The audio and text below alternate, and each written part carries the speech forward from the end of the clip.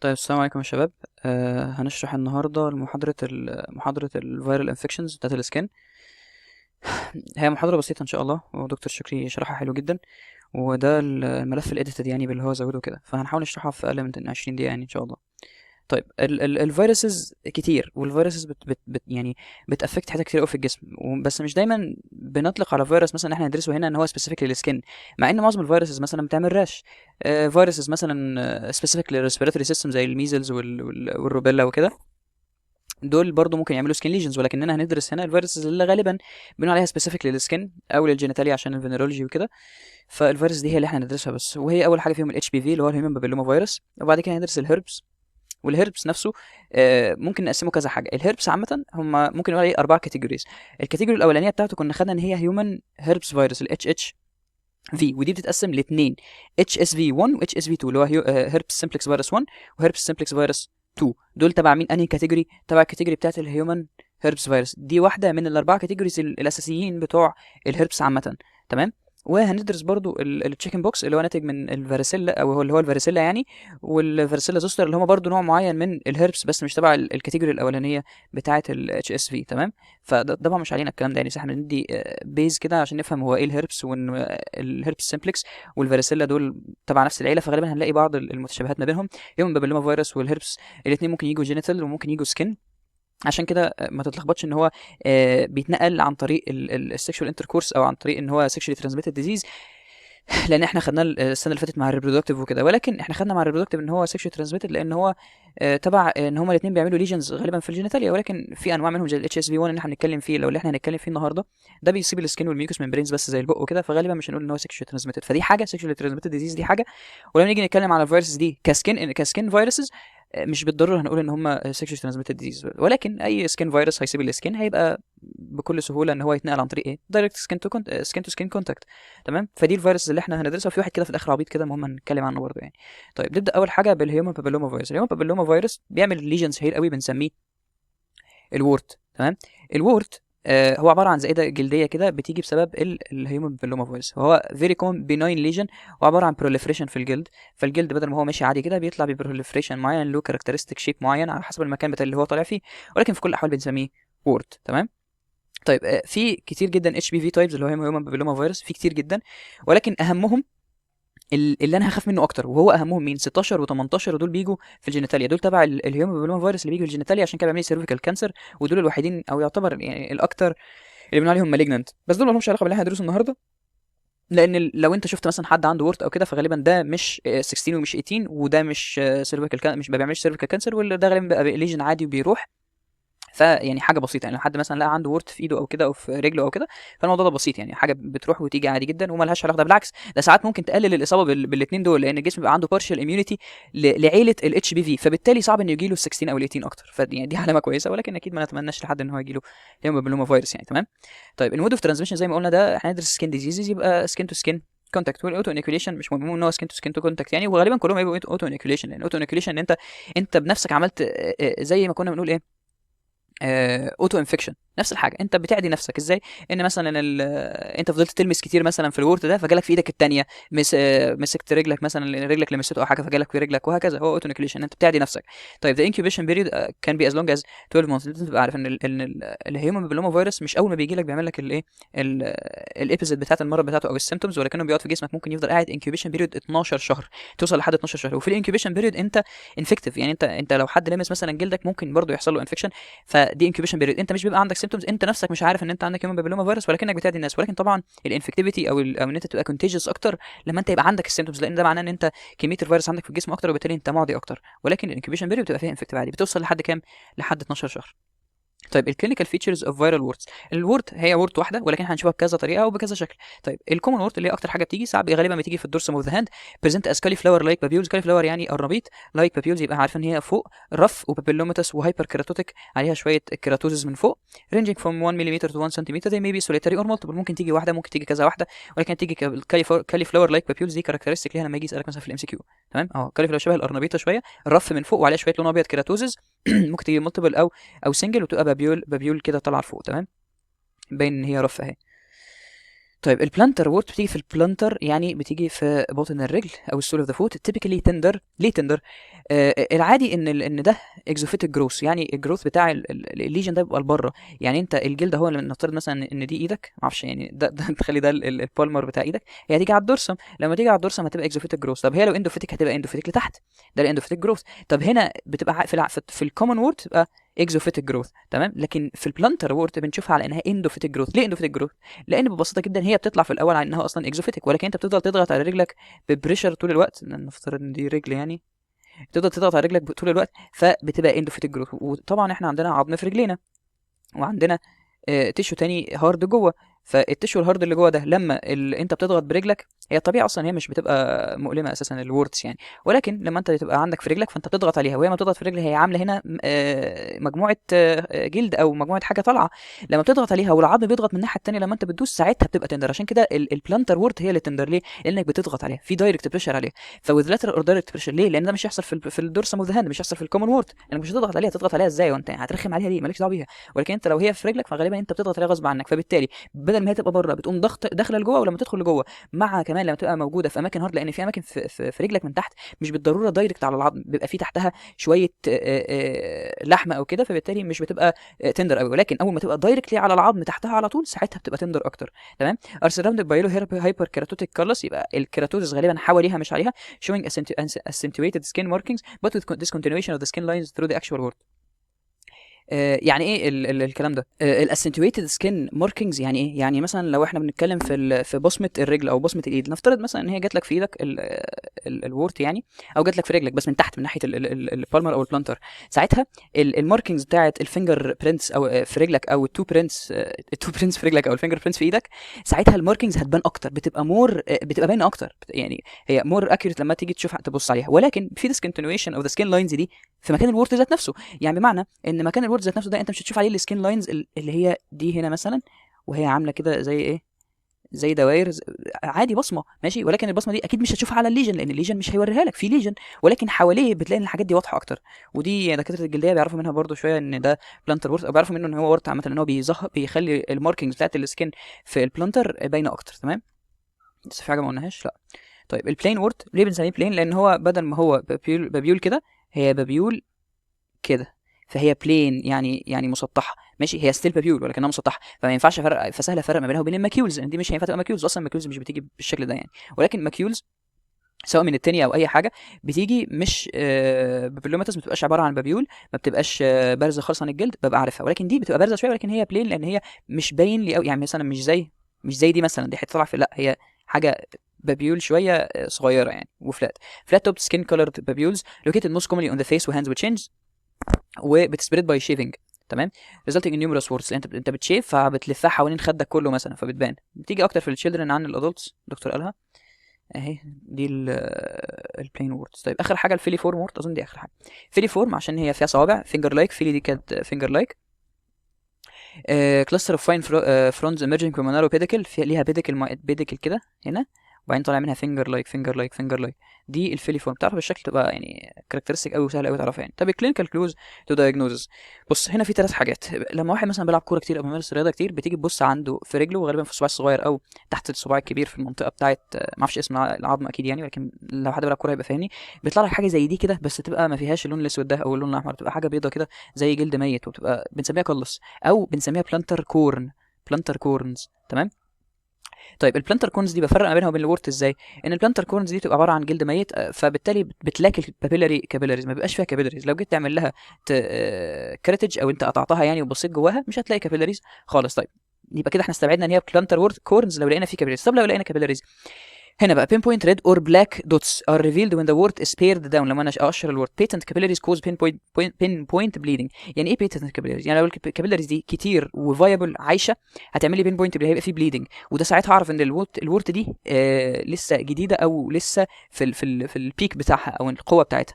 ولكن لما الاقي black dots، ده معناه ان الكابيلاريز دي بتموت، وده معناه ان الورت دي بتهيل، لان هي ترجع لايه، بتستجيب للتريتمنت، او ان هي بترجع للشكل الطبيعي بتاع الجسم عادي وبتروح خالص وبتخف. يبقى انا عندي 3 حالات: ما لقيتش كابيلاريز يبقى دي بلانتر كورن مش وورت، لقيت كابيلاريز ابص اول هل هي لونها احمر، يبقى دي فايبل او بيتنت كابيلاريز، ناتجه من ايه، ناتجه من ان الورت دي حالتها في البيك بتاعها. طب لو انا لقيت الورتس دي جواها الكابيلاريز لونها اسود، ده معناه ان هي بتهيل. تمام. طيب التريتمنت اوبشنز كذا تريتمنت. انا هتريت ايه هنا؟ هتريت الورت. اشيل الورت ازاي؟ بكذا طريقه. ممكن اعمل كرايوثيرابي، وده اللي هو بالليكويد نيتروجين، بالبروده. ليكويد نيتروجين بيتحط بيموت الليجن خالص، وده يعني اسهل حاجه شويه، بس برضه بالنسبه للاطفال لانه مش بيوجع.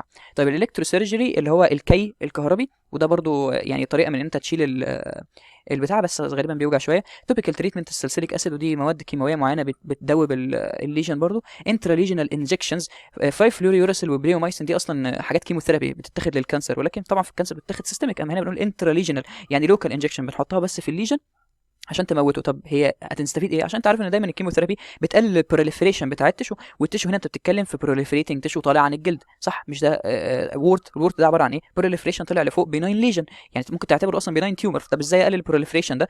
ادي انترليجنال فيلوريورس او بليومايسين، ان هم كيموثيرابي بيوقفوا ال اللهم صل على البروليفريشن بتاع التشو. طيب ايكويمويد كريم ده بيتاخد في الفينيرال وورت، ولانه الاكشن بتاعه مش قوي قوي، فبالتالي لو اديته في الكومن وورت اللي بتيجي في الجلد او في البلانتر وورت والكلام ده مش بيدي افكت، فاحنا بنديه في الفينيرال وورت، لان هو السايد افكت بتاعته قليله شويه على الجلد يعني. وانا ببقى عايز الكلام طبعا عشان ما اشوهش المنطقه بتاعه الجينيتالز يعني، فبندي الفينيرال وورت غالبا فين؟ بندي الايكومويد كريم في الفينرال وورد. تمام. طيب الاميونوثيرابي ده في الحالات الصعبه شويه بندي له كانديدا الانتيجين او MMR فاكسين، ده ميزلز ومامز الروبيلا، ده بنديها في الحالات الصعبه شويه، في السيفير كيسز بندي اميونوثيرابي. لكن في العادي بتدي انتريجن انجكشن او ايكومويد فينرال وورد، او تشيل الليجن نفسه. يعني اوتو سجيشن ده يعني في حالات اصلا انت يعني حاجه ليها علاقه شويه كده زي كانك بتدي بلاسيبو، ان انت بتقول للعيان لا ده هي هتروح لوحدها وكده، وبتقنعه، وفعلا في حالات بتستجيب وبتلاقيها راحت لوحدها يعني، سبحان الله يعني. فهي ليها علاقه شويه ساعات بثقه في النفس، ليها علاقه بحاله البني ادم ان هو يبقى كويس. ممكن تربطها بان النفسيه كويسه مثلا بتاثر على المناعه، ولما المناعه بتضعف بيحصل لنا الاتش بي في. معظم الفيروسات اللي هنقول عليها اصلا بتيجي لما الشخص يبقى يعني حاجه تتريجر ان هي تطلع الفيروسات دي، منها طبعا ان الشخص يكون ايميون كومبرومايز، ومش لازم يكون ايميون كومبرومايز حرفيا، ولكنه الى حد ما يعني. كمان في الاوتو سجيشن ان انت يعني ايه بتروقه كده، فهو لوحده الليجن بيروح. طيب افرض انت عملت كرايوثيرابي او الكتروسيرجري وعند شخص يعني دارك سكين شويه، وانت يعني استغبيت ودخلت لجوه شويه، ممكن تاثر على الجلد الاساسي، لان احنا بنتكلم عليه ده بيناين ليجن، انت لو شلته خلاص، لكن ما تاثرش على الجلد اللي تحته. فافرض انت عملت كده، ممكن تموت الميلانوسايتس، ولما تموت الميلانوسايتس اللي هي موست سنسيتيف للدستركشن اصلا، ساعتها الميلانوسايت مش هتعرف تفرز الميلانين، فبالتالي هيحصل ان المنطقه دي هتبقى وايت كولرد وتعمل لك سكار، او مش بنسميها سكار ان هي مش قطع جلد يعني، ولكنها سكار لان هي منطقه غريبه في الجلد. لو عند الشخص دارك سكيند هتبان قوي ان كان في حاجه هنا وراحت، وطبعا اللون بتاعها ما بيرجعش. فخد بالك وانت بتعمل لحد دارك سكيند تعمل له الكترو سيرجري او كرايوثيرابي، انك ما تستغباش عشان يعني ما تاثرش وتعمل له سكار لونها ابيض. طيب كده خلصنا الهيومن بابيلوما فيروس. طيب نكمل في الهربس. الهربس قلنا ان هو له 4 كاتيجوريز. اول كاتيجوري منهم اللي هي الهيومن هيربس فيروس، والهيومن هيربس فيروس بتتقسم لاثنين، اتش اس في 1 واتش اس في 2، اللي هم الهيومن الهيربس سمبلكس فيروسز. تمام. نمبر 1 بيجي في السكين، وغالبا اي حاجه بتيجي في السكين هتيجي في ميوكس ممبرينز. تمام. فعشان كده بيجي في البق برضه. طيب تايب 2 اللي هو اتش اس في بيجي فين؟ في الجينيتال اند ريكتال انفكشن، بيعمل لي جينيتال اند ريكتال انفكشن، بيجي في الجينيتالز يعني. هندرس اتش اس في 1 واتش اس في 2. طيب من اول هنا كل الفيروسات اللي احنا هندرسها، مش كلها، هندرس اثنين بس اساسا بيعملوا برايمري وسكندري انفكشنز على حسب ايه؟ على حسب ان الفيروس اول ما بيجي الجسم سواء بيقعد انكيوبيشن بيريد شويه وبعدين يديني الافكت بتاعته زي الهيومن بابيلوما فيروس اللي لسه قايلينه، يا اما بيدخل اول ما بيدخل بيقوم عامل لي برايمري ابيسود وبعدين يتخزن في الجسم ما يمشيش. اول ما يتخزن في الجسم ممكن يطلع لي تاني يعمل لي ريكارنس، يبقى سماها بعد كده سكندري ابيسود او ريكارنس. تمام. ولكن في هيومن بابيلوما فيروس طب هو ممكن يرجع تاني، ولكن هو يرجع تاني على اساس ان هو ايه؟ على اساس ان هو راح ورجع تاني يعني انت اتعديت تاني بالهيومن بابيلوما فيروس، ولكن هو ما حصلوش ستورج عندك في الجسم وفضل قاعد مستني دورمنت لحد ما حصل مثلا تريجر معين رجعه تاني، فده ريكارنس او ده سكندري ابيسود، فده تفرق عن ده. تمام. يبقى الهيربس سيمبليك فيروس اول حاجه نلاقي برايمري انفكشن، برايمري ابيسود اول ما بيجي، ثانيا هيستنى شويه في الجسم يقعد براحته زي ما يقعد وبعدين يرجع لك تاني. يعني ممكن انت وانت صغير كان عندك اصلا هيربس سيمبليك وجالك البرايمري ابيسود بتاعته، وممكن في اي وقت من حياتك بعد كده يجي لك الايه الابيسود الثاني. والناس اللي عندها هيربس والناس اللي عندها هيومن بابيلوما فيروس مش بالضروره تكون سيكشوالي ترانسميتد، فعادي هي بتتنقل عادي دايركت سكين تو سكين. تمام. فبالتالي انت ممكن يكون اصلا كان عندك واحد مننا عادي جدا ممكن يكون عنده والهيربس اصلا منتشر عادي جدا، ولكن كلنا الحمد لله يعني عشان مش اميون كومبرومايز وعشان الدنيا ماشيه معانا تمام فمش بيجي لنا يعني. طيب ننزل تحت. افتر ذا برايمري ابيسود اوف انفكشن اهو لازم يكون في برايمري ابيسود اوف انفكشن. الاتش اس في ريزايدز ان ليتنت ستيت، بيفضل دورمنت في السباينال دورسال روت نيرفز ذات سبلايز سنسيشن تو ذا سكين ديورينج ريكارنس. لما يحصل ريكارنس تاني، لما يحصل تريجر للفيروس ويرجع تاني، the virus follows the nerves into the skin or mucous membranes where it multiplies causing the clinical lesion. يبقى بيمشي مع النيرفز لحد ما يعمل لي clinical lesion. وخد بالك هنا الليتنت ستيت او الدورمنت ستيت بتاعه الاتش اس في موجوده فين؟ موجوده في النيرفز، فهتلاقي حتى في الكومبليكيشنز بتاعته حاجات ليها علاقه بانكفالايتس وكده، لان كله ليه علاقه بمين؟ بالنيرف. طيب البرايمري هيربس سمبلكس، وده اللي هو بدايه، ده الابيزود الاولانيه اول ما بيجي لك، غالبا بيجي في التشيلدرن من 1 to 5 years، بيعمل لك حاجه اسمها جينجيفوستوماتايتس. جينجيفوستوماتايتس يعني الجينجيفو ده اللي هي اللثه، وستوماتايتس يعني التهاب في البق، فبيجي في الاثنين يعني. طيب symptoms include fever which may be high ومش maybe برضه قليله يعني، مش مهم، المهم ان في فيفر. ودرينج ايتنج ار painful. ليه painful؟ لان هيحصل ليجنز في البق، وهيحصل فيه انفلاميشن في البق، فبالتالي مش هتعرف تاكل. the gums are swollen and red and bleed easily، عشان تبقى friable tissue، لان هو بيأثر على التيشو، بيخليها سهل ان هي تتقطع، فبالتالي ممكن تبليد easily. whitish vesicles evolve to yellow ulcers. ليه؟ لان الوايتش vesicles دي ممكن يحصل لها secondary infection، وبعدين تتحول لي yellowish ulcers عشان فيها ايه؟ عشان فيها انفكشن، وبالتالي بتعمل لي بص اون ذا تونج، وممكن بعد كده تتقطع وتعمل لي ايه؟ تعمل ايوه يعني هي فيسيكلز ممكن تتقطع وتعمل لي الالسرز في التونج والثروت والبالات اند انسايد ذا تشيكس. لوكال ليمف جلاندز الانرجي، لان ده انفكشن، مش عشان هو انفكشن بس، عشان برضه يعني ممكن يحصل سكندري انفكشن، والسكندري انفكشن يعمل لي انفلاميشن، والانفلاميشن يعرف الليمف جلاندز ان في هنا انفلاميشن، فتجيت اللارجد عشان، وهكذا. كل ده احنا عارفين الليمف جلاندز ممكن ايه؟ يحصل لها انلارجمنت يعني، بس هتبقى لوكال يعني، مش هيبقى سيستميك اكيد يعني. طيب البرايمري تايب 2 بقى، احنا كنا بنتكلم في الاولاني ده مين؟ ده مين؟ ده الاتش اس في 1، الاتش في 1 بتاع السكين. طب لو برايمري برضه يعني، هي لسه ايبيزود الاولانيه، بس التايب 2 احنا هنقول عنده الحته دي ومش هنكمل تاني، لان احنا هنا بنتكلم في ايه؟ في السكين انفكشنز، مش بنتكلم في فينيرولوجي. تمام. usually presents as genital herpes after the onset of sexual activity, painful vesicles والسرز وredness، ونفس الكلام يعتبر، بس في في الجينيتالز يعني. if untreated and are accompanied by fever، برضه فيها فيفر بس تبقى لو جريد عن اللي بتبقى في البق. وتندر انجوينال ليمفادينوباثي، هنا كان لوكال انلارجد ليمف نودز، اما هنا انجوينال ليمفادينوباثي. تمام. بيبقى فيها هاي ريت اوف ريكرنس عن التايب 1. يعني التايب 1 ممكن يجي لك وانت صغير طفل من 1 ل5 سنين، وممكن ما يجيلكش تاني طول حياتك. ولكن برايمري 2 اتش اس في ممكن لو جالك، ممكن ريت اكتر ان هو يجي لك ريكرنس بسكندري ابيزود لما تكبر. تمام، مش لازم لما تكبر برضه، بيجي كتير يعني. ده هو ده اكيد ايه؟ اتش اس بي 1، لانه جاي في البق. هعمل لك اهو شويه، والكاركترستيك ليه على فكره عباره عن ايه للهربس عامه، سواء بقى هنتكلم في اي نوع من الهربس، انه بقى عباره عن a group of papules on an erythematous base. هتلاقي erythematous base لونه احمر كده، مليان عليه مين؟ البابيولز دي. تمام. ممكن يعمل اديمه نتيجه الانفلاميشن ونتيجه السكندري انفكشن. هتلاقي فيه هنا بتعدي كل دي فيسيكلز ممكن تتعمل وتعمل لك ulcers، كل دي بتوجع لان هي بوس فيلد ولونها ابيض اهي زي ما احنا شايفين. طيب الريكرنت هيربس سمبلكس اللي هي السكندري ابيزيد ريكرنس كان بيتريجر بقى ايه؟ كذا حاجه بقى، بس احنا مش مهم بالنسبه لنا، هو ممكن يتريجر باي حاجه. ماينور تروما او سيرجري هتقلل المناعه بتاعتك. upper respiratory tract infections برضه هتقلل المناعه بتاعتك. sun exposure، ليه sun exposure؟ الحته دي حلوه يعني، مش عايز ازود الفيديو والله، بس هي انترستنج شويه انا هقفلها. طيب احنا قلنا ان هيربس سمبلكس بيجي لما انت تبقى اميونو كومبرومايز. طب ايه اللي يخليك اميونو كومبرومايز؟ في السكن الالترا فايوليت ريز اللي في الشمس بتقلل الاكتيفيتي بتاعت اللانجرهانز سيلز. يعني ايه لانجرهانز سيلز؟ عندنا كذا نوع من الفاجوسايتس في الجسم. لما يبقى في الدم بنقول عليها مونوسايتس، لما تبقى في التيشو الاورجانز بنقول عليها ماكروفاج، لما تبقى في الجلد بنقول عليها لانجرهانز سيلز. كل دول فاجوسيتك سيلز. تمام. يبقى السن اكسبوجر او الالترا فايوليت ريز بتقلل الاكتيفيتي بتاعت اللانجرهانز سيلز والتي سيلز الموجودين في السكن. لما يقلوا اكنك بتعمل لوكال اميونو سبريشن في السكن، فلما تعمل لوكال اميونو سبريشن في السكن يحصل لك هيربس سمبلكس. عشان كده السن اكسبوجر ممكن يتريجر الهيربس سمبلكس. وعشان كده نيجي لحاجه عكسها بقى، هنا ده بيجي بسبب ان الشخص اميونو كومبرومايز. طب انت عندك حاجه زي السورايسيس اللي هي اوتو اميون ديزيز، ده اوتو اميون ديزيز بيجي في السكن. طب انا عشان اعالج اوتو اميون ديزيز معناه ان اللانجرهانز سيلز والتي سيلز شغالين جامد، او ما انا اقللهم بايه؟ بالالترا فايوليت ريز. عشان كده في علاج السورايسيس بيستخدموا الالترا فايوليت ريز، حرفيا عكس هنا في الهيربس سمبلكس. تاني، الهيربس سمبلكس بيجي نتيجه نقص المناعه. طب لو انا انقص المناعه ازاي؟ ان انا سن اكسبوجر يقلل المناعه يجيب لي هيربس. حلو. ليه؟ لان هو عايز نقص المناعه ده. ولكن السورايسيس عشان اعالجها بدلها سن اكسبوجر. ليه؟ لان هي العكس، هي مش بتيجي بسبب نقص مناعه، لا ده هي مناعه زياده، فانا اللي عايز اقللها. فاهمني؟ فانت عايز تقللها بتدي الترا فايوليت ريز تثبط الاكشن بتاع اللانجرهانز سيلز والتي سيلز، ساعتها تعالج السورايسيس الموجوده في الجلد. فدي نقطه السن اكسبوجر. هي مش مهم ان انت تعرف كل الكلام ده، ولكن انت كده حفظت خلاص ان الريكارنت هيربس سمبلكس بيجي من السن اكسبوجر. تمام. ممكن هرمونال فاكتورز مش مهم، وايموشنال ستريس عشان الستريس بيقلل المناعه برضه. اوكي. طيب ريكارنت تايب 1 اتش اس بي وتايب 2 اتش اس بي. مين المهم بالنسبه لنا؟ تايب 1. ليه؟ عشان بيجي في السكين، وده هندرس دلوقتي ديرماتولوجي. طيب هو most frequently on the face particularly the lips near البرايمري ليجن. البرايمري ليجن كان جوه البق، هو هنا بيجي يعني particularly عند اللبس. recurrent type 2 HSV may occur on any site but most often affect the genitals، عشان برضه احنا قلنا له علاقه بالجينيتالز، والثاني له علاقه بالايه؟ بالسكن. طيب اتشنج اور بيرنينج بلا بلا بلا مش مهم. طيب ده السكندري هو عشان جاي على اللبس قوي. ماشي. قلنا هيبقى عباره عن ايه؟ اي هيربس عباره عن multiple papules on an erythematous base، وهيبان اكتر بعد شويه اظن، او كان بان هنا اهو multiple papules على erythematous base. طيب هيربس سمبلكس دايجنوز هدايجنوزه ازاي؟ الفيسيكال ان تشايلد زي ما انا قلت مالتيبل بابيولز على ارثماتوس بيز او في الجينيتالز اريا. if there is clinical doubt يعني انت لو مش عارف تشخص الهربس هتعمل كوتش وتعمل بي سي ار ومش لازم تعمل سيرولوجي لان هي مش ديفينيتيف قوي يعني.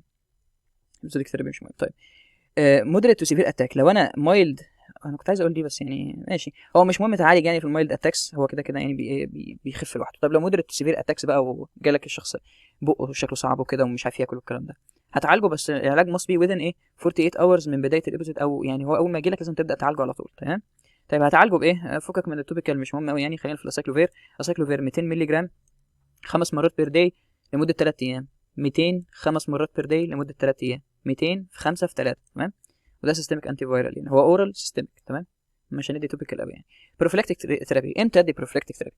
هنا شورت تيرم ولونج تيرم. عندي نوعين من البروفيلاكتيك ثيرابي. يعني ايه بروفيلاكتيك ثيرابي؟ يعني ثيرابي اوليه قبل ما يجي له المرض اصلا، وده بيجي للناس اللي عندهم اصلا هيربس سيمبلكس وبلاقيه بيجي له ريكارنس كتير جدا، فهو كل شويه مش هيقول لي وانا كل ما اجي استنى ما يجي لي ريكارنس عشان اعالجه، طب ما انا هتجي لي الابوزيت سيفير وهفضل بقي مش عارف اكل بيه، طب انا اخد بروفيلاكتيك ثيرابي عشان ما يحصلش ريكارنس. طب انا هدي البروفيلاكتيك لمين؟ للشخص اللي يا اما بيجي هو دي المفروض اقل من، تمام، دي اقل من 3 اتاكس بير يير. لو 3 اتاك اقل من 3 اتاكس بير يير، لو بيحصل له ريكارنس اقل من 3 مرات في السنه ادي له شورت تيرم ايه بروفيلاكسس. لو بيحصل له اعلى من 6 مرات في السنه ادي له لونج تيرم بروفيلاكسس. طيب اوف ريليتد اتاك اميونو كومبرومايز واميونو سبريس مش فارقه قوي يعني. اميونو كومبرومايز يعني المناعه بتاعته ضربه، اميونو سبريس يعني انا اللي ضارب له المناعه بتاعته من ان هو مثلا بياخد كان مثلا عامل ترانسبلانتيشن لاورجان معين مثلا، فبياخد بيمشي طول حياته على ادويه كورتيزون وكده عشان يقلل المناعه عشان يظبطها يعني كده. بس يعني هو هنا الموضوع اصعب شويه فعشان كده بياخد اللونج تيرم. على فكره ممكن هو غالبا اي ليجن بيجي في الابيديرمس مش بيعمل سكارينج، ولكن وهنا برضو الهربس على فكره بيجي في الابيديرمس مش بيعمل سكارينج، ولكن في سيفير فورمز منه ممكن تعمل سكارينج. ده عشان كده برضو بدي ايه لونج تيرم، لان انا مش عايز دي تحصل خالص، فلازم ادي لونج تيرم بروفيلاكسس. تمام. مش مهم دي. طيب كده خلصنا الهربس سنتريك، ندخل في التشيكن بوكس او الفاريسيلا، وده هو نوع برضه من الهربس. تمام. تشيكن بوكس از هايلي كونتيجيوس فايرال انفكشن. يبقى بدل ما انا زي ما في الاثنين اللي فوق بقول ان هو بيتنقل اسمه ايه بالسكين تو سكين كونتاكت، لا هنا برضو بالدروبلت، هو هنا دروبلت انفكشن برضو. تمام. فهو عشان هي مور كونتيجيوس يعني مور انفكشس. ده كوز ان اكيوت فيفر بليستر راش ميلي ان تشيلدرن. هو غالبا اللي بيجي في الشيلد اصلا مش بيجي في الكبار يعني، كان بيجي لنا يعتبر كلنا جالنا تشيكن بوكس واحنا صغيرين، بس عشان بداوا يدوا التطعيم وكده فاحنا ما عادش بيجي لنا. وعلى فكره في تطعيمات للاتش بي في اللي هو الهيومن بابيلوما فيروس، بس بتبقى تطعيمات لرقم 16 و18 بس عشان احنا مش عايزين مالجنسي. اما اللي بيجي في الايد ده طز يعني مش مهم، ممكن يجي لوحده كرايوثيرابي وخلاص. لكن في الايام دي بقوا بياخدوه يعني. once a person has had chicken pox infection هو مش هيجي له chicken pox تاني، ولكنه ممكن يجي له ريكارنس على هيئه ايه فاريسيلا زوستر. يبقى زي ما قلنا احنا هنتكلم في الهيربس دايما على ايه 2 ابيسود. في الهيربس سيمبلكس قلنا في برايمري ابيسود وسكندري ابيسود. التشيكن بوكس هنقول البرايمري ابيسود هو اللي التشيكن بوكس الفاريسيلا، السكندري ابيسود بتاعه هيبقى حاجه اسمها هيربس زوستر هنقول عليها دلوقتي. تمام. طيب الكلينيكال فيتشرز ما تعرفوا بالبليومورفيك. يعني ايه بليومورفيك هنقول دلوقتي. بلا بلا بلا هتقرا انت الكلام ده. ممكن يعمل فيرال انكفالايتس ليه؟ عشان احنا قلنا انه الهيربس له علاقه بانه بيجيت ستورد فين في الدورسال روتس في السباينال كورد، فبالتالي هو اصلا فيرال ان اوريجين. هو اصلا اسف يعني نيرف بيريزايد في النيرفز او بيبقى دورمنت في النيرفز، فبالتالي لما يجي يعمل كومبليكيشنز يعملها في النيرفز. طب ايه اللي متصل بالنيرفز؟ المخ، يبقى يعمل ايه انكفالايتس فيرال انكفالايتس. هو ده اللي بيجي في كل بيجي سيستميك، بيجي في كل حته وفي الوش وكل حاجه. ده الشيكن بوكس اصلا مشهور يعني. طب ليه بليومورفيك؟ عشان في كذا نوع. المفروض ان في العادي بتطلع بابيول دي بتتملى ميه وتعمل لي بلاستر، والبلاستر دي بتفرقع وتعمل لي ألسر، صح؟ يعني دي بتأدي لدي ودي بتأدي لدي، ولكن لما يجي لي ثلاثه مع بعض ده اسمها بليومورفيزم او بليومورفيك ليجنز. ده معناه ان في بليو يعني كتير، مورفيك يعني شكل مورفولوجي، فعشان كده بنسميه بليومورفيك يعني. طيب الكومبليكيشنز بتاعته ايه؟ غالبا بيعمل سكندري بكتيريال، لان هو بيجي اصلا مع الناس الامينو كومبرومايز، او بيزود ان الشخص يبقى امينو كومبرومايز فيعمل لك سكندري بكتيريال انفكشنز، او يعمل لك فيرال نمونيا. ده الموست كومن يعني ان هو بيعمل تشيكن بوكس ليجنز ماي هيل وذ سكارينج، بس غالبا لا مش بيعمل سكارينج يعني. اكستربيشن اوف ازما، ديهايدريشن فروم فوميتنج اند دايريا بسبب السخونيه، بيعمل فوميتنج ويعمل ديهايدريشن. المهم بس تعرف ايه سكندري بكتيريال وفيرال نمونيا، وغالبا ما بيعملش سكارينج بس ممكن. طب فارسيلا امبريجنسي مش مهم. طب التريتمنت بتاعه ايه؟ هعمل سيمتوماتيك ثيرابي على حسب هو جايب ايه. هو مثلا بيهرش كتير بسبب البابيولز دي، هديله حاجات تمنع الهرش. هو مثلا سخن جدا اديله انتي بايوتيك زي الباراسيتامول. البتاع عامل له حساسيه جامده اديله انتي هيستامين. وجع جامد اديله ايه؟ اديله مسكنات. طب مش هتفرق يعني. فسيمتوماتيك ثيرابي غالبا، ولكن انت ممكن تدي ايه اورال اسايكلوفير برضو. هتدي في كل اسايكلوفير، ما هو عامه الاسايكلوفير سبيسيفيك شويه للهربس عامه، واحنا كلنا بنتكلم في هربس. ان بيبل اوردر ذان 12 years or severe infection under age of 12. ليه لو اعلى من 12؟ لان هو غالبا لما بيجي في اعلى من 12 بيبقى اصلا سيفير، لان ده مش طبيعي ان هو يجي فيه، هو طبيعي انه يجي في الاطفال. فلو جه في الاطفال بس سيفير اديله اورال اسايكلوفير. طب لو جه في الكبار اديله اورال اسايكلوفير برضه. تمام. طيب اورال انتي فايرال ثيرابي indications healthy adolescents and adults. مش مهم. drugs and doses هتدي ايه؟ اسايكلوفير 20 مللي جرام بالكيلو جرام، دي السبيسيفيك قوي. ولكن الدوز بتاعه الادلت غالبا انت بتديها، هو اصلا الاسايكلوفير موجود في السوق على هيئه كبسولات 200 مللي جرام او كبسولات 800. ال 800 دي هتديها للفاريسيلا زوستر، ال 200 دي هتديها لمين؟ للهيربس سمبلكس العادي والتشيكن بوكس، تمام؟ ال 200 يعني. فانت هتدي له 20 مللي جرام بير كيلو جرام، احفظها عشان يعني غالبا لو جت في الاس ام سي كيو تيجي على الهيئه دي يعني. فهي 20 مللي جرام بير كيلو جرام 4 تايمز ديلي فور 5 دايز، تمام؟ اربطها بقى، تمسك انت الثلاثه، هم ثلاثه بس اللي هنحفظهم في المحاضره دي، فانت تحط الثلاثه جنب بعض تحط بصمه فيهم بقى، ماشي؟ ان هو كل ده باين اهو باليومورفيز، ده السكارنج بعدها، بس ده مش تيبيكال ان هو يحصل يعني. طيب بعد كده الهيربس زوستر او الفاريسيلا زوستر. طيب ايه هو الهيربس زوستر؟ الهيربس زوستر زي ما احنا قلنا كل الفيروسات الهيربس يعتبر بتيجي بريكورنس. الريكورنس بتاع الهيربس سيمبلكس كان عباره عن برايمري ابيزود، بعدين جالي بريكورنس سكندري ابيزود. هنا في الفاريسيلا هيجي لي عباره عن برايمري ابيزود اللي هي الشيكن بوكس، ممكن يحصل له ريكورنس على هيئه هيربس زوستر او فاريسيلا زوستر، تمام؟ ده الريكورنس بتاعه، ده السكندري ابيزود بتاعته. اذا localized blistering and painful rash caused by reactivation of varicella zoster virus. هيربس زوستر is also called shingles. عارفين ايه شينجلز؟ شينجل جايه من كلمه كده يونانيه او لاتن تقريبا، ليها علاقه بمعنى حزام، عشان كده اصلا الهيربس زوستر يقول لك عليه الحزام الناري. هتفهم ليه حزام دلوقتي هنقول يعني. طيب افتر برايمري انفكشن الفاريسيلا ريمينز دورمانت ان دورسال جانجليون نيرف سيلز، ده نفس الكلام اللي احنا قلنا فين في الهيربس، يبقى كله برضو فين في النيرفز، يبقى لما يجي كومبليكيشن يبقى علاقه ايه؟ بينكفرايتس، تمام؟ طيب لو واخد بالك وعامل شبه الحزام اهو، عشان كده اسمه شينجلز او بنسميه الحزام الناري. طيب هو ليه يونيلاترال وليه تحسه ماسك حته منطقه واحده كده؟ عشان خلينا هنا، دي حاجه اسمها الديرماتومز. الديرماتومز دي عباره عن السنسوري ديفيجنز بتاع كل سباينال نيرف، بياخد سنسوري معين. حتى لما كنا بندرس مثلا ال اسمه ايه ده، في الماسكولار سكيتا كنا لك البايسبس مش عارف ايه في السكشن بتيجي واخده مثلا السي 5 والترايسبس واخده السي 8، ماشي؟ ليه؟ عشان دي الديرماتومز اللي واخده السنسيشن عليها، تمام؟ فكل ديرماتوم واخده سنسيشن معين من سباينال نيرف معين. الفاريسيلا زوستر معروف ان هو بياخد ديرماتوم واحده ويونيلاترال، يعني انت لو جيت تاخد يونيلاترال يقوم تقصص بالنص وياخد ديرماتوم واحده، فلو جه مثلا هنا هتلاقيه بيسبريد لحد هنا، لو جه في الخضر دي تلاقيه بيسبريد لحد هنا. ده الليجن بتاعه، عشان كده اسمه حزام، لان هو بياخد حته كامله كده. لو جيت من ورا هتلاقيه عامل شكل حزام. يعني احنا ممكن نقول مثلا الليجن اللي عندنا ده مثلا واخد تي 6، فاهم الفكره اللي انا بتكلم فيها؟ ده الديرماتومز يعني. الكلينيكال فيتشرز بتاعته ايه؟ واحنا قلنا الهيربس عباره عن ايه؟ مالتيبل بابيولز اون اريثيماتاس بيز، نفس الكلام اهو، دي بلاك اهي لان هي مالتيبل بابيولز على اريثيماتاس بيز لونه احمر، تمام؟ يونيلاترال، النص ده زي الفل سليم، النص ده اللي عليه واخد اهو، ده جاي في الفيس، ماشي؟ نفس الكلام تقسم بالنص، النص ده زي الفل سليم، النص ده عشان ما تعرف انت هتبص في الصوره هتعرف ازاي ان هو هيربس زوستر. لو انت مش شايف الحزام ده هتعرف ان هو لانه ايه؟ يونيلاترال بس. طيب الكومبليكيشنز بتاعته ايه؟ اي كومبليكيشنز دي مهمه ليه؟ when the ophthalmic division of the fifth cranial nerves involved، تمام؟ يبقى فين اهو الاوفثالميك، لو هو جاي هنا تعرف انه ممكن يعمل لك ايه؟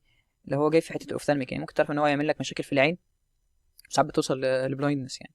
طيب دي blessed that take weeks to heal followed by scarring، بيبقى فيه scarring. muscle weakness in about 1 in 20 patients facial nerve palsy is the most common result في الرمزي هانت سيندروم. رمزي هانت ده اسم الراجل. ايه الموضوع؟ ممكن يجي لك العيان عنده هيربس زوستر وبيبريزنت بماسل ويكنس في وشه. طيب تعرف منين ان الفيشيال نيرف حصل له بالسي؟ هو احنا عرفنا منين اصلا هنا ان الفيفت كرينيال نيرف اللي جاي من الاوفثالميك ديفيجن حصل له مشاكل؟ لان انت هو الليجن بيجي في الوش، صح؟ وده الديفيجنز بتاعت الوش، صح؟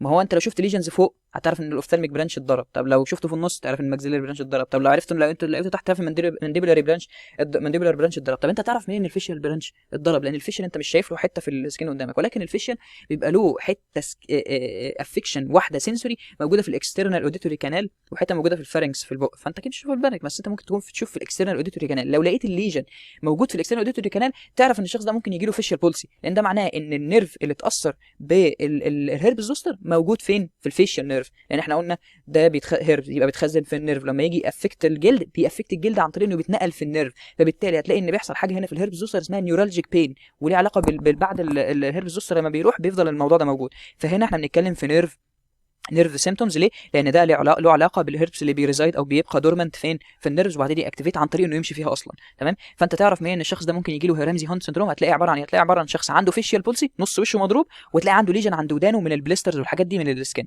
ليه؟ لان كل ده اوفسالميك، كل ده ماكسيلري، واللي تحت مانديبولار، فسهل قوي انك تعرف. ولكن هتعرف مين من الحته اللي جوه الاكسترنال اوديتري ده؟ لما تلاقي هناك في بليسترز عند الودان كده تعرف ان الشخص ده ريمزي هانت سندروم. يبقى ماسل ويكنس في الوش ان اباوت 20 بيشن. فيشال نيرف بولسي از ذا موست كومن ريزولت في الرمزي هانت سندروم. there is 50% chance of complete recovery، بس في امبروفمنت برضه، حتى لو بره ال 50% دول في امبروفمنت برضه. انفكشن اوف انترنال اورجانز زي مين؟ انكفالايتس. ليه؟ لان هو علاقه بالنيرفز، فبالتالي كومبليكيشن بتاعته سهل قوي انه انكفالايتس. ولكن هنا المهم انك تعرفها هي الاي كومبليكيشنز، لان هي غالبا هي اللي بتحصل. طيب البوست هربيتك نيورالجيا ده موست كومن كومبليكيشن لايه؟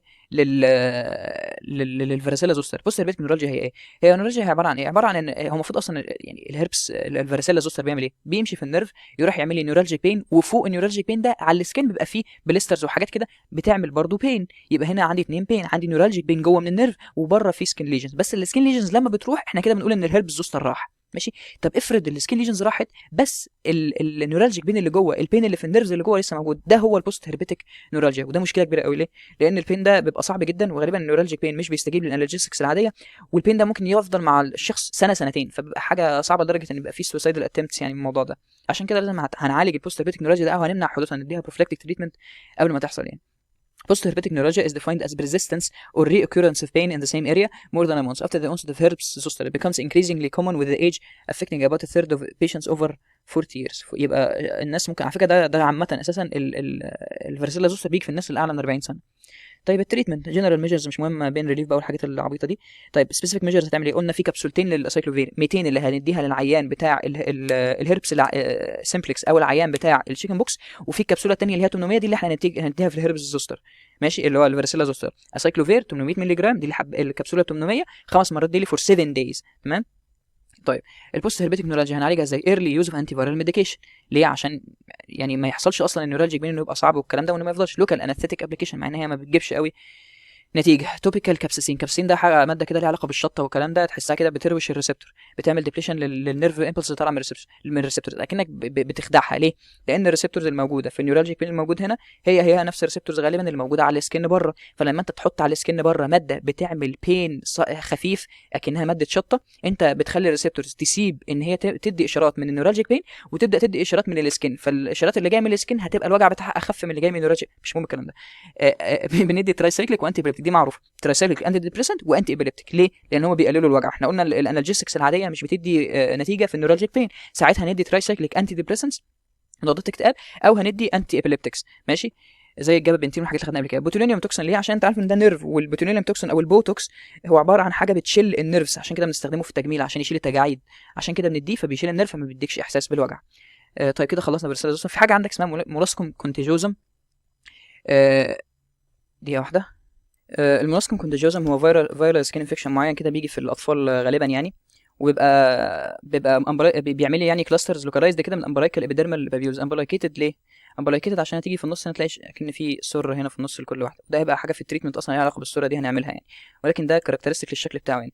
هو يعني ايه اصلا مولاسكم جاي من كلمه لاتينيه معناها سوفت، عشان كده تلاقي البابيولز دي سوفت مش رف، ما عليهاش كراتينايزيشن، مش كراتينايز زي الهيومن بابيلوما فيروس والكلام ده والهربس. مش هتلاقي اديمه السيرفس تحتها وكده عشان زي الهربس. مش هتلاقي سيستميك بليسترز وبليومورفيزم زي في الفاريسيلا. فهتفرق بسهوله بين المونوسكوم والكونتيجيوزم. يعني ايه كونتيجيوس؟ هي حاجه سيفيرلي انفكشس، وعشان كده هتعرف من الاسم ان البتاع ده سهل قوي انه يتنشر يعني. التريتمنت بتاعه ايه؟ بنجيب السوفت وايت كور ده بنشيله بابره كده، بتقوم شايل السوفت وايت كور اللي هو الامبلايكيتد ده، وبيطلع لك شويه، بتشيل شويه اللي بتاع الفلويد اللي جواه. بس خد بالك ممكن الموضوع ده يعمل اوتو انكيوليشن. وبعد كده بتعمل بعدها جنتل كريتج يعني، زي كأنك بتجيب حاجه كده زي المعلقه وتشيل الليجن نفسه بيها يعني، كأنك بتسكرابه كده، بس هي مش سكراب قوي يعني. كرايوثيرابي كالعاده، كانه زائده جلديه فبتعمل له كرايوثيرابي او ليزر ابليشن. غالبا لو اطفال بنعمل كرايوثيرابي عشان نخلص من البتاع ده يعني، او نعمل كريتج. ده بيبقى يعني صعب شويه، بيوجع السنه، ولكنه برضه بيتريت يعني. هنا الكيس اظن سهله. بالنسبه اتش ريد بابيولز اوف فيسيكلز، يبقى فينا بليومورفيزم at his extremities. patient gave history of severe abdominal pain, fever و loss of appetite 24 hours before appearance of السكين ليجنز. فيبقى عنده فيفر، يبقى provisional diagnosis غالبا ده هيبقى تشيكن بوكس. واي؟ عشان في بابيولز وفيسيكلز ودي بليومورفيزم وفي فيفر وابدومينال بين، وهتلاقي في ترجيع وكده. هاو تو تريت اسايكلوفير اللي قلنا هندي حبايه الكبسول 200 مللي جرام، بس هندي 20 مللي جرام بير كيلو جرام لمده كذا كم مره في اليوم لمده كذا دقيقه على حسب ما هو مكتوب بقى. تمام كده احنا خلصنا اظن.